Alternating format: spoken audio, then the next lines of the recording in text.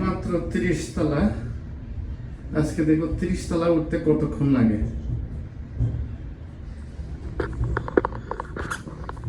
একটু চেহারাটা দেখাই আপনাদেরকে যে আমি এখানে আছি। গিফট দিছে চাইনিজরা, খাওয়া দাওয়া আবার গিফট দিয়ে দিছে।